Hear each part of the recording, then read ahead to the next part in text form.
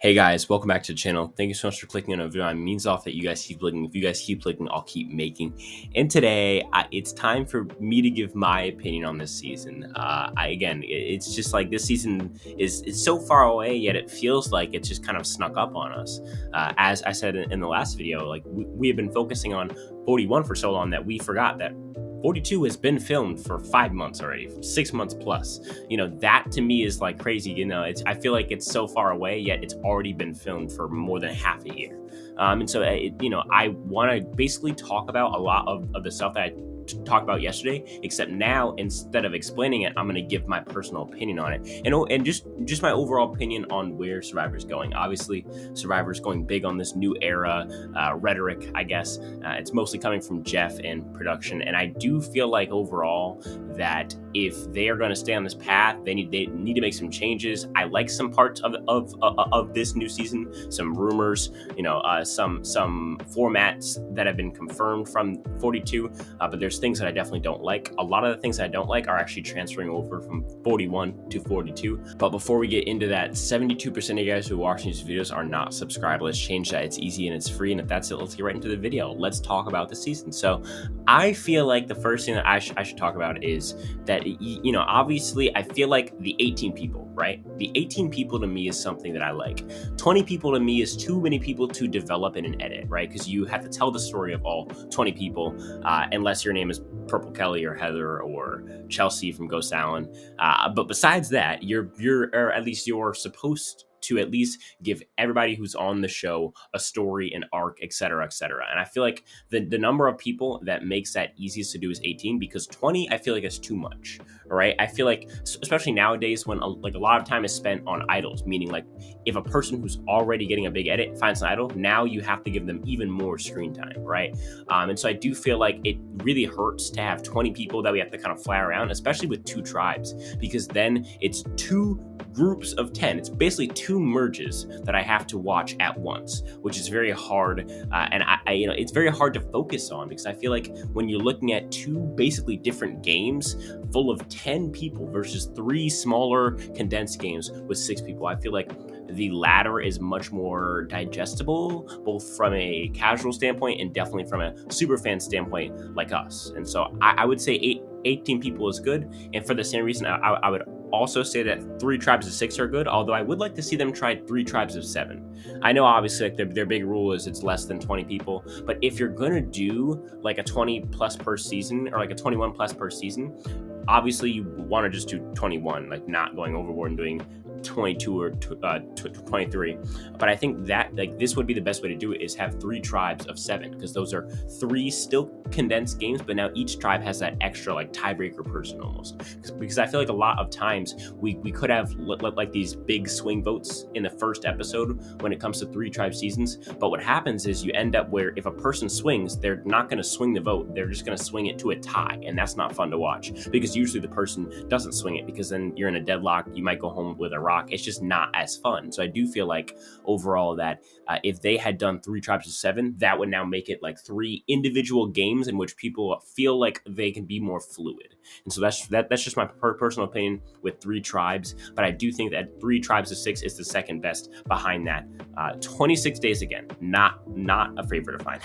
I mean, I know that they had to do it. Obviously, the format was back to back, so it's not like they did 41 and then saw the fan reaction and saw how the pandemic was. I mean, at least it was getting better until like the past month, but again, how the pandemic was starting to do better, but obviously they didn't know that, so they had to do 26 days also, because there was a mandatory 14-day quarantine before they could go film in Fiji. So they would have spent, I think it would be 55 days in Fiji if they had done a 14-day quarantine and then a 39-day season, if you count like the day before and the day after the season starts and ends. That would be a 55-day season, which is like almost 2 months. usually usually a season's filmed in maybe a month and change, right? So having a 2-month season would be very rigorous, and then to have them back to back, so now 4 months of filming, that's like nearing half a year of filming. That's ridiculous. And so I do understand why. It just sucks, and I really hope that they go back to the old format for reasons not only just like, obviously like it's iconic, the 39 days line is just so much more digestible as far as like, like the number is bigger, but also just because I feel like the game, when it's more condensed like that, it just feels different. It feels like people don't get as close, which causes maybe less dramatic TV, and that's just my personal opinion. Obviously, we saw the opposite with your Ricard and Shan bond, but besides Ricard and Shan, the next closest bond you could argue is like Heather and Erica, maybe Deshaun and Danny, like those are the next closest bonds. You know what I mean? So then, if because the only reason that Ricard and Shan were close is because they had been Uwad, and so obviously they were kind of forced to be close. But if you take that out, which is not going to happen most seasons, that your only close bond in the entire season is Deshaun and Danny. Besides that, I'm looking at the entire cast, and there isn't many other close bonds, which shows that in a shorter season, you're going to get people who are more just kind of floaters, which isn't very fun to watch. In my opinion, I think all of the best seasons have had very defined lines. For example, David versus Goliath. You have the Goliaths and the Davids. Now, there is crossover, which is 100% necessary, but there's at least digestible lines that I can say, okay, these guys are those guys, and those guys are these guys. Like, it's very separate sides. Whereas in a season that's too fluid can almost be worse than a season that isn't fluid at all. That's just my personal opinion. And I feel like a great example is a season like, for example, Game Changers or Edge of Extinction, where they're almost too fluid to the point where you never really get a chance to know anybody. You just never get you never really get to know who's going home or the lines or the alliances, because you're just so confused as to what's going on, especially in Game Changers, where I feel like definitely like that post-merge where Zeke goes home for really just no apparent reason. Ozzy gets blindsided because Debbie goes up to 5 people and says, let's vote Ozzy. Like, it's just very random in that season. I feel like the boots are just not like as telegraphed, which is good to a certain extent, but also kind of not fun to watch when you don't know why the person went home.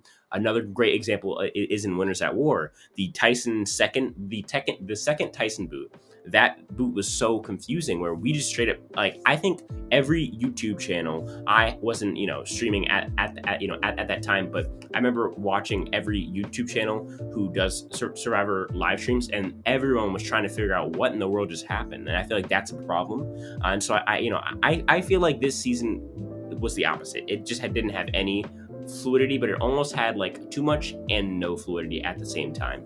And so I do like having more longer seasons, so we can have more solidified alliances that can then be broken or kept, instead of having just kind of floaters floating around the game back and forth. Lack of food. I'm fine with this. It really doesn't hurt me or make me necessarily happy. I do think there is value in starving people to make them show their true personality, right? Because I feel like when people are fed, they can put up a front for the camera, whereas when people are hungry, they will do things like, I guarantee you, the James idol thing probably doesn't happen if James is fully fed, or the Eric necklace thing probably doesn't happen if Eric is fully fed. But because everybody's starving, it's very like running on fumes. And when people run on fumes, they make very impulsive decisions, which is super fun to watch on TV. And so I think there's truth there. I think the issue is when you do lack of food, you also lose energy in the season. And I feel like a season that has no energy is one of the worst things to watch, because because obviously I'm so energized coming into the show. So then to see people who I'm watching not be energized, it's not very fun to me. As far as the Be Wary of Images coming back, I'm not really a fan. I like it more when people find idols. Like, as annoying as Ben Bombs are, I would much rather, I prefer when like the person is in trouble, like we like open up with them at the start of the episode, like a Tony in Kagyan or a Ben in HHH, and then they're like, I'm in trouble, I gotta go look for an idol, and then they find it, and they have to navigate the game from there. When people are just kind of like, you have 3 people who stumble upon an idol in the pre-merge, they're punished for it, and then and hopefully it works out at the end of the pre-merge. And if it does, then you have three people who are going to hold on to advantages that everybody knows about. That's not very fun. Whereas in like, a Tony finding an idol in the post-merge, when his back's up against the wall, that's more fun to me to watch. And I understand what they're trying to do, which is limit the idols to a certain part of the game and also to a certain extent, as far as numerically, like especially with I believe it was Island of the Idols that had 14 idols. Like, I understand the issue there, but I feel like this is not the way to solve it. It almost is overkill. When it comes to getting rid of the excitement of idols, I understand not having 14 idols, but I also don't understand only having 3 in the entire season. As we know, the BIPOC initiative is returning, where half the cast has to be not a certain color. No, like I'm not joking. If this is for the one person who's watching this video who doesn't know what this is, yes, they are saying that you cannot be white and Beyond the Season, or at least 50% of the cast cannot be white and Beyond the Season. It has to be less than 50%, meaning less than half the cast can be white. The other 50+% have to be, a certain color. Whatever that color is, I don't know. But apparently to them, this is so important that they have to dictate the color of their players. I think it's hilariously stupid. I think it's pandering to a group that they were afraid was going to cancel them and or attack them. But I still don't take the blame off of Survivor, because in the end, as much as they may have gotten canceled, we would all stay. Like, they would still have enough viewers to watch, to keep the season on the air if they didn't do this. So this was them wanting to actively be woke and then, executing on that wokeness. To me, that's very, very silly and shallow and shows a lack of backbone. But again, I've gotten into my thoughts on that plenty of times. So go check out any of my other videos. I probably talk about it in every single video, so just check out a video, and I'm sure I give my full take on that somewhere. My thoughts on the season overall, I feel like it's a carbon copy of 41 with the worst cast, and I think that's a serious issue. I think that maybe the cast is better personality-wise, maybe we have some Debbies or some coaches here, but I think the cast gameplay-wise is much worse, and I think that's an issue because obviously the gameplay comes first. I think they're gonna need have a really good boot order. One, I feel like the boot order for the season is going to have to be perfect. And if you don't know what I mean by that, I've explained it in the past on the channel, but I'll give an example, right? Where in Cagayan, your Alexis's and your Lindsay's and your David for the first boot, and your Garrett's and your Jatias needed to go home in the pre-merge to save your Tonys, Casses, Spencers, Woos, etc. for later, right? If those people had swapped spots, that season is completely different and a much worse season. That's having a good boot order. When the boot order fits the edit and fits the personalities, there are always a few people who are almost set up to be great characters, right? And a perfect example of that was in 41. We all knew before the season that had aired, after seeing JD and who he was preseason, we all knew JD would be a great hero, a great character, and we were right. Even though he was only in the season for 5 episodes, we knew that he was an S tier character. He was meant to be at Final 3. And when he didn't, it sucked because it first of all, they gave him a huge hero edit mistake. And then 2, just him as a cast, he was a cast that wasn't supposed to implode in the pre-merge. He was the person on the cast who was supposed to go deep into the game and be an S tier character. So to see them fumble the bag like that and edit him so positively and also cast him, and then he goes, which isn't all their fault. Obviously, they can't change the game, but and that's part of it. You're just getting lucky with your boot order, and also casting the right people who you feel like will get to the end, who are also fun characters, and editing the season.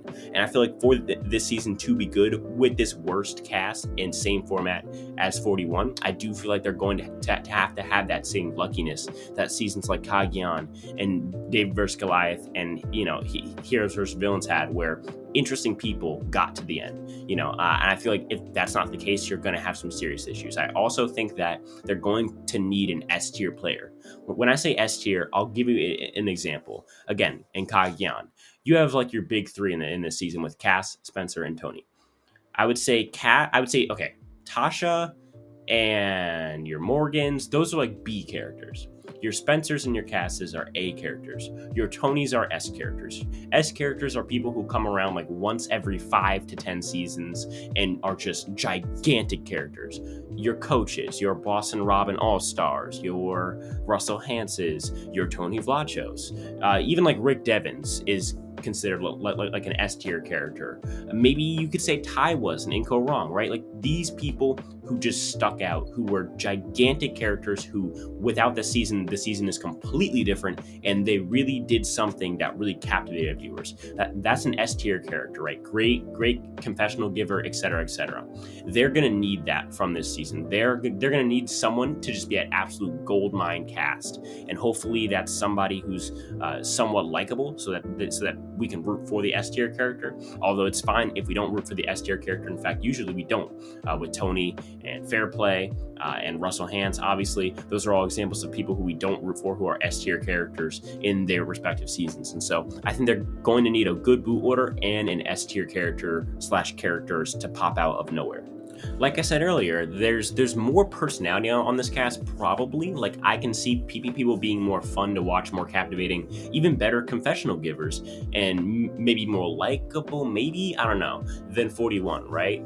But I feel like the issue is they have less game ability. And we've seen this before, where there's a cast that maybe isn't the most game body, right? But they're fun personalities, right? This could go well, like in Philippines, for an example, right? Where the only really deep, like really good players are Penner, Malcolm, I guess you could say Denise, but I mean, yeah, okay, let's throw Denise in there. That's what, 3 people? I mean, maybe there's someone I'm forgetting. So if there's someone I'm forgetting, that's 4 people out of 18 people that are on that cast. And so it's like, that's a season where most of the cast isn't strategically all there, but they're all pretty fun personalities aside from a few duds, right? And so that's a way that this sort of casting can go well. A way that it can go bad is like in Worlds Apart, right? The only really good players on that season, you could argue Rodney, you could argue Mike, maybe you could argue Carolyn. And then obviously from a physical aspect, Joe's like a really good player there. So maybe 4, if not like 2, 1, even 0. And that went not so well. Obviously it's ranked bottom 5 on most people's rankings. And at best it's like a top 30 season, maybe 25, like if you're like, super fan of it. But I feel like this could go good or bad. It usually goes bad, but in the new school it especially goes bad. I feel like a great example is in Goes Down, where everyone had something to bring personality wise. No one was boring on that season necessarily. Everybody had a spice to them, but obviously not many of them had a game sense, right? Aside from maybe James from the pre-merge, obviously Wendell and Dom, maybe Chris Noble, maybe. Like aside from that, everybody else was trash, like in that season gameplay wise. So I think especially nowadays, when you get a season where people aren't game savvy, you're going to have a tough time selling it as a fun game, because now the game is so reliant on that fluidity and big moves and idle plays and things like that. But what do you guys think? Will this season fail? Why or why not? Let me know in the comments. Tomorrow's video is going to be on why Jeff Probst has officially ruined Survivor. I feel like Jeff Probst is on, or at least, maybe not officially ruined, but Jeff Probst is on the path right now where it's his individual decisions that are ruining Survivor. Obviously, we've seen in the past with Jeff now gaining more power in the show, Jeff has now kind of had this mindset of, we need to improve Survivor every season and make it this new big grand. No, Jeff, we don't. And I'm going to talk more about it tomorrow. Hopefully I don't go on a rant, but again, none of this happens without you guys. Without you guys, I'm just a weird guy speaking in a weird microphone. Join our Discord. It's in the description. Hopefully the link isn't expired. We do great stuff over there. People can ask me questions. We have so many sections to talk Big Brother, Survivor, the Amazing Race, even politics. If you want to ask me a question, any question in the world, I'm there to answer it. If you want to react to episodes of all 3 of those shows live with other fans, they're also there. We got all types of stuff there. I also do polls on what videos I should do in the future, so go over there. It is a fun place over there. So thank you guys so much for watching. If you haven't already, subscribe, and if that's all, I'll talk to you guys in the next one. Peace.